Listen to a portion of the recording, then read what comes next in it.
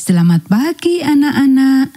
Kita akan belajar firman Tuhan melalui buku renungan pagi anak, Identitas.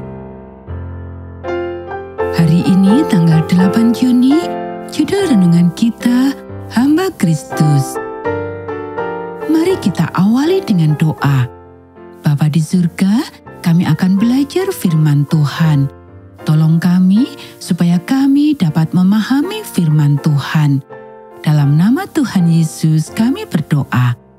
Amin. Anak-anak, ayat inti renungan pagi kita hari ini diambil dari kitab Roma pasal 1 ayat 1. Dari Paulus, hamba Kristus Yesus yang dipanggil menjadi rasul dan dikuduskan untuk memberitakan Injil Allah. Kata apostolos dalam bahasa Yunani berarti utusan. Utusan, orang yang diutus dengan perintah. Kata ini biasanya hanya digunakan untuk ke-12 rasul Yesus. Tetapi karunia ini masih aktif sampai sekarang ketika Allah memanggil orang-orang untuk pergi dan mendirikan gereja-gereja baru seperti yang dilakukan oleh Paulus dan Petrus. Charles Finney melakukan hal itu. Paulus, yang mungkin merupakan rasul paling terkemuka pada masa Perjanjian Baru, jauh dari sikap sombong dan bangga sebagai seorang rasul, menyebut dirinya sebagai hamba Yesus. Kini juga bisa mengatakan hal itu.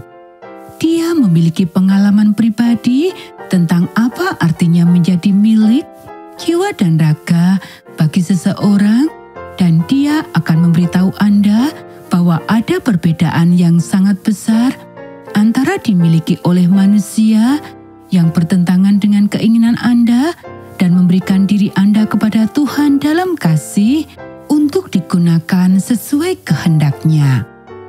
Segera setelah ia menyelesaikan kuliahnya, kini dikirim oleh konferensi untuk bekerja terutama di antara orang-orang kulit hitam di Topeka, Kansas, yang ia lakukan dengan penuh dedikasi, dan kemudian di St. Louis. Di sini untuk pertama kalinya kini menemukan yang membuatnya sedih bahwa bahkan orang-orang Kristen, bahkan orang-orang Advent yang seharusnya bersiap-siap menyambut kedatangan Yesus dapat berprasangka buruk dan kejam.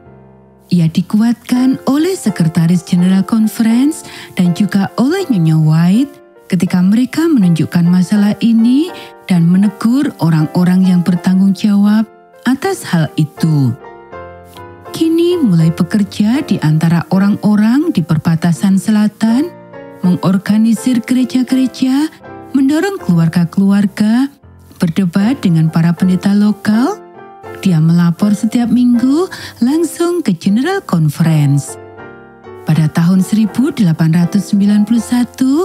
Nyonya White mengajukan permohonan kepada Komite Konferensi Umum untuk bekerja lebih setia di antara orang-orang dari semua ras, terutama mereka yang begitu hancur akibat perang baru-baru ini. Kini juga berbicara, menguraikan metode-metode yang menurutnya akan sangat membantu dalam menjangkau orang-orang kulit hitam di bagian selatan. Ia mengorganisir lebih banyak gereja di Kentucky dan Tennessee.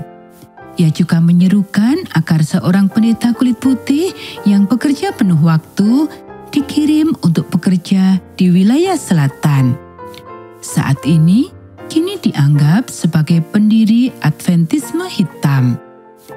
Anak-anak, demikianlah renungan pagi kita hari ini. Mari kita akhiri dengan doa. Allah dari yang kesepian, yang tertindas, yang tersisih. Saya telah merasa kesepian, tertindas, dan tersisih. Saya telah melihat prasangka dan ketidakadilan dari satu sisi atau sisi lainnya. Insyafkanlah hati saya jika saya telah berkontribusi dalam hal ini dengan cara apapun, dan tolonglah saya untuk bersikap terbuka dan penuh kasih kepada setiap orang. Amin.